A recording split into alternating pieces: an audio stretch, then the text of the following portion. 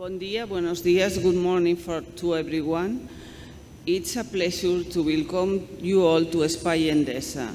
From this hall, we provided energy to Barcelona city for the first time 100 years ago. So innovation has always been an important part of our DNA.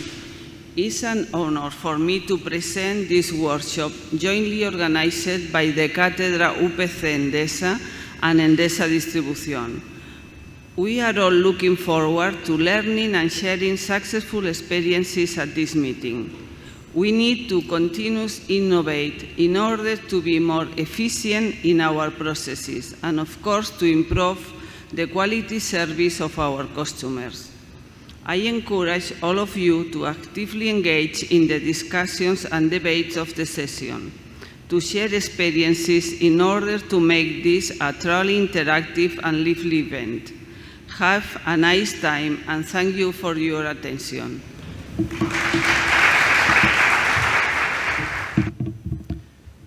Good morning. My name is Andreas Sumper, and I'm the director of the ENDESA Chair of Energy Innovation at the UPC. Well, on behalf of this chair, I would like to welcome you very warmly to this symposium, which is treating the transition to a flexible electricity market. Well, today we have the pleasure to have 3 different European projects exposing their knowledge, their experience, and having an active interchange of this knowledge. Well, the most important project, one outstanding project is the SmartNet project, where ENDESA is participating, and you will hear a lot of insights now when they are presenting it to you. On the other side, at the UPC, we are having 2 European projects which we want to present to you. One is the ENDESA project, which has started recently, which is treating how to gain flexibility from the different sources, users, batteries, electric cars, and to promote this and propose this flexibility to the utility. While the Empower project, which is a project that now is finishing, it's in the last year, we have developed an ICT platform for local energy trade. You will hear later more about these projects. Also, CITCEA-UPC, which is the research and technology center where the ENDESA chair is located, will present you some interesting research results that we want to share with you. And I think all those projects that we are presenting here are very important to exchange this knowledge and to have additional gain in knowledge in this sense. So, in this sense, the ENDESA Chair of Energy Innovation is very happy to receive you here and to co-organize this event. And nothing more, I would like to welcome you and enjoy this conference.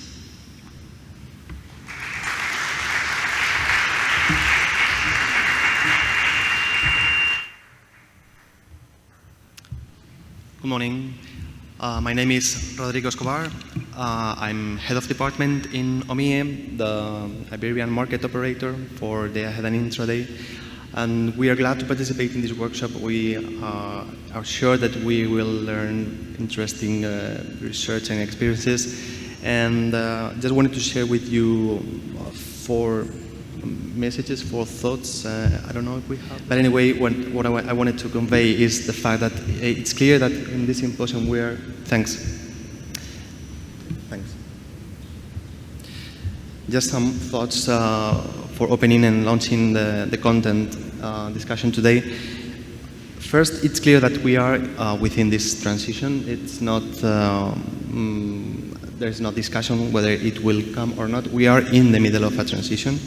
So, first, we are seeing this evolution in energy products in principle, the fact that we are heading towards a more flexible market for energy.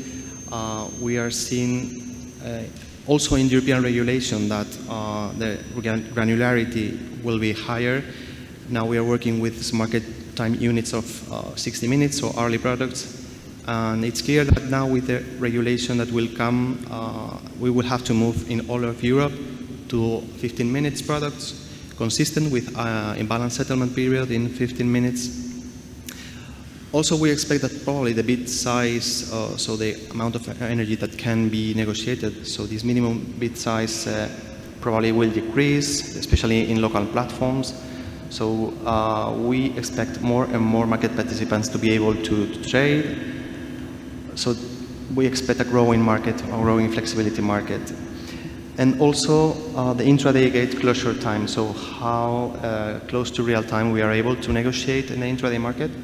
Of course, we will see very close, maybe next year, the possibility to bid until 60 minutes before real time. This is not the case yet in most of the European countries, but in the first quarter of next year, thanks to the XBID project, so the continuous intraday European market, we will be able to trade closer to real time. And besides the energy products, we will probably hear today some other products that are required by the DSOs. So for example, as the Commission mentioned in their proposal last year of the clean energy package, there may be some non-frequency related services, local services that the DSO may request. So the message is that we should not only focus on energy products, but also other local products, reactive power, for example, voltage control, etc. And we expect new markets to pop up, let's say, in the future.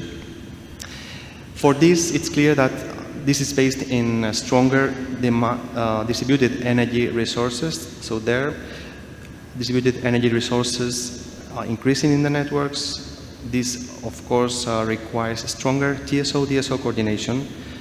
And I have to say that some progress is being made, but more is expected to come.